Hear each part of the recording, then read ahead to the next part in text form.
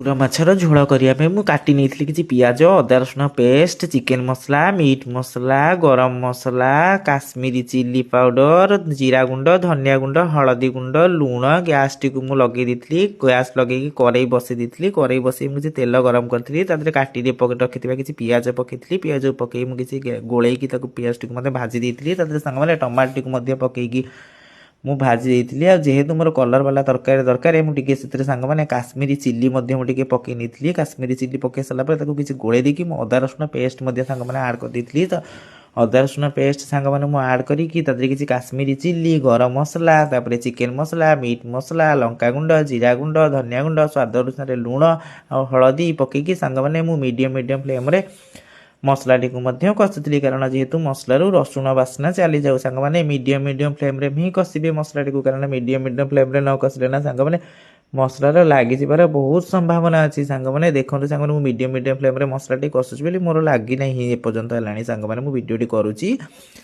ସାଙ୍ଗମାନେ ଦେଖନ୍ତୁ, ଯେମିତି ମୋର ମସଲାଟି କଷି ଆସିଲା, ତା ଦେହରେ ମୁଁ କିଛି ଗୋଟା ମସଲା ମଧ୍ୟ ଆଡ଼୍ କରିଥିଲି। ଗୁଜୁରାତି ଗୁଣ୍ଡ ଆଉ ଡାଲଚିନି ଗୁଣ୍ଡ ମଧ୍ୟ ମୁଁ ଆଡ଼୍ କରିକି ମସଲାଟି କଷିଥିଲି। ସାଙ୍ଗମାନେ ମୋର ମସଲାଟି ରେଡ଼ି ହେଇସାରିଲା ପରେ ସାଙ୍ଗମାନେ ଦେଖନ୍ତୁ, ତେଲ ଅଲଗା ହେଇଗଲା।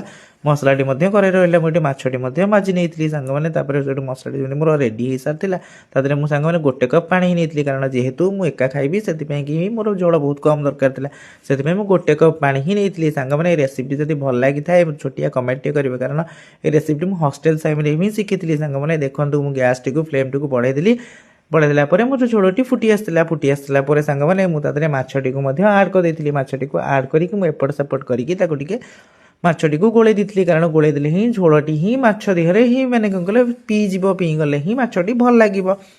ଆଉ ମୁଁ ଗ୍ୟାସ୍ଟିକୁ ବହୁତ ହାଇ ଫ୍ଲେମ୍ରେ ଦେଇଥିଲି। ମାଛଟି ସାଙ୍ଗମାନେ ଦେଖନ୍ତୁ, ଝୋଳଟି ମୋର ଫୁଟି ଆସିଥିଲା। ସାଙ୍ଗମାନେ ମୋର ସାଇଡ଼ ରେଡ଼ି ହେଇଗଲା ଭାକୁର ମାଛର ଝୋଳ।